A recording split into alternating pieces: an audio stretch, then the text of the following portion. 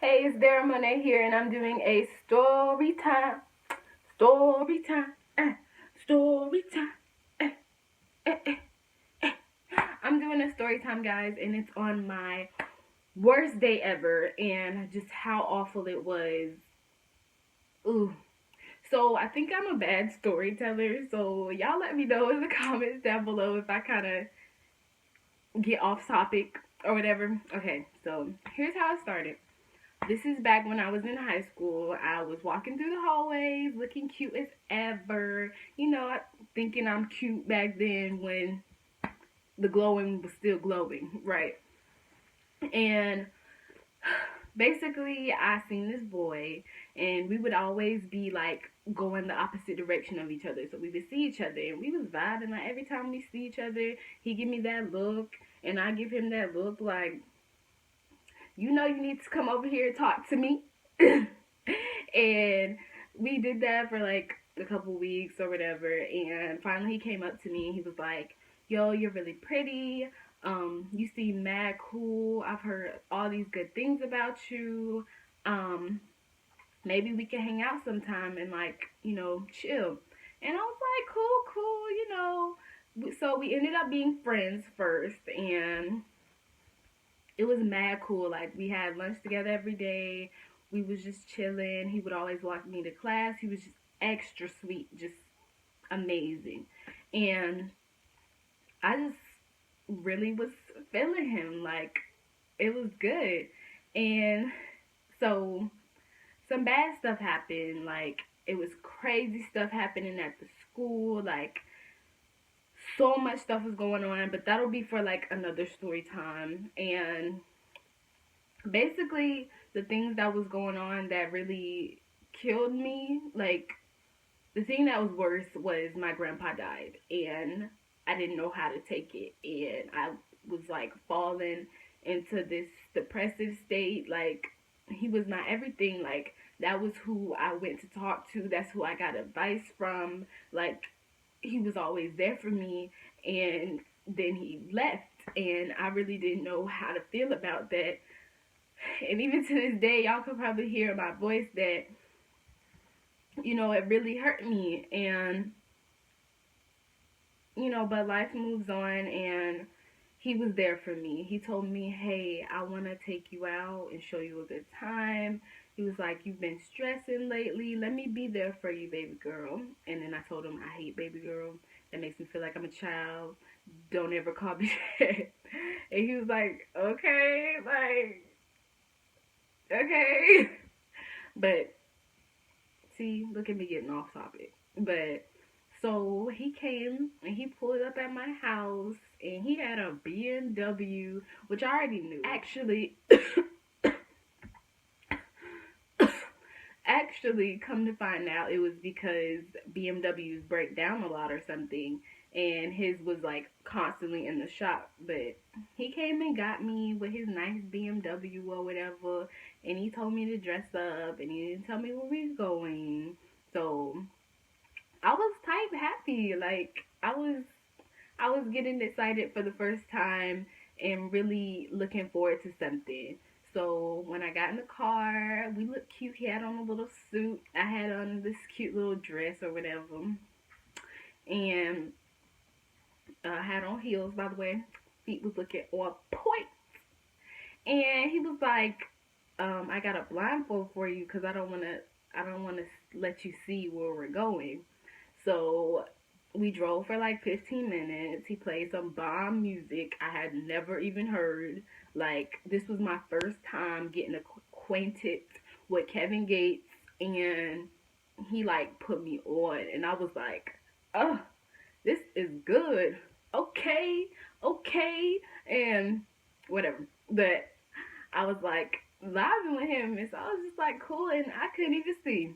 And he was just talking to me and stuff, telling me that, this is how I'm supposed to be treated, and I'm a princess. And I don't know about y'all, but when you call me a princess, boy, I know I'm a princess. My daddy's always treated me like a princess. So the fact that you know that I know I'm a princess, gives you some points.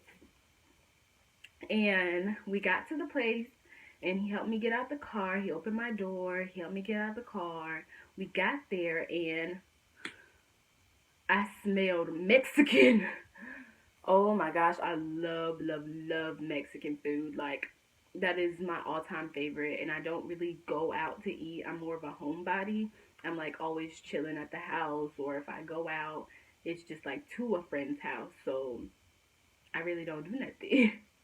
And he took me to get Mexican.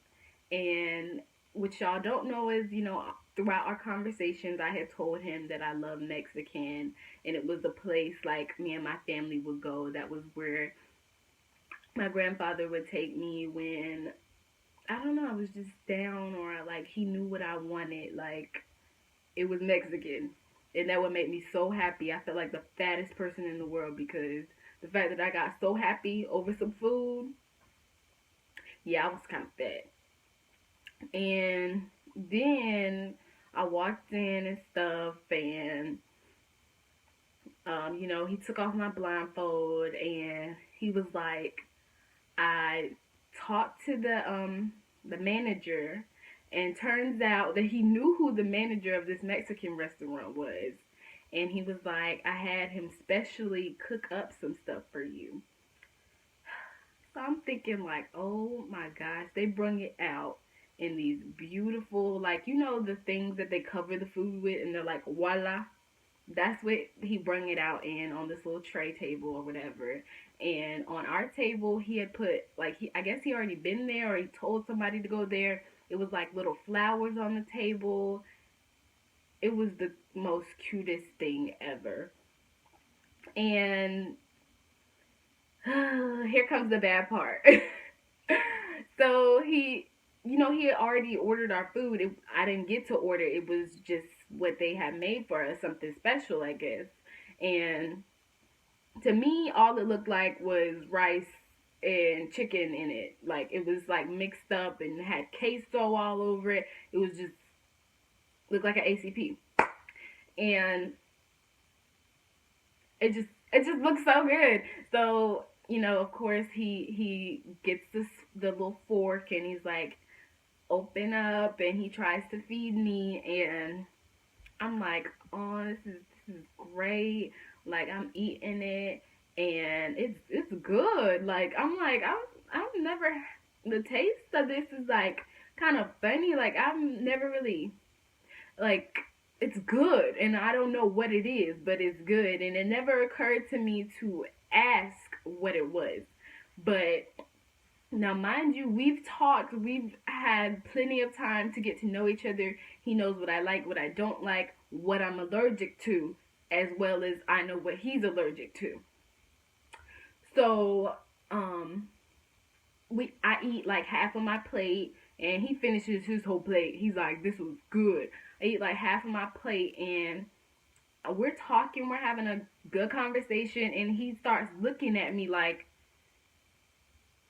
and I'm like, what are you looking at? Why are you looking at me like that? And he's like, your face is like, I think your face is getting big. And I was like, what are you talking about? And I scratched my back, and like I kept scratching my back, and he was like, are you okay? He was like, yeah, I think your face is swelling, but I wasn't taking it seriously, because I know I'm allergic to shellfish, but I wasn't thinking about it, because I know it's a Mexican restaurant. Like, we're not out here eating seafood. I mean, I know like you can get that in your food, but I didn't think about that. To me, it tasted like rice and chicken and cheese. And so I'm like off key. We're talking. He's telling me that my cheeks and stuff are getting swollen, and that's when I really started to panic, because my back was itching, and I was scratching it through my shirt, but I finally like went inside to scratch it, and my back was full of like hives. Like, I was breaking out. It was going up my neck, and I had to vomit.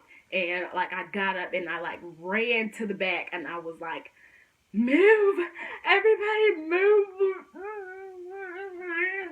And I was running to the back, and I just was throwing up everywhere. I got it on my dress. It was like on the bottom of my hair at the time.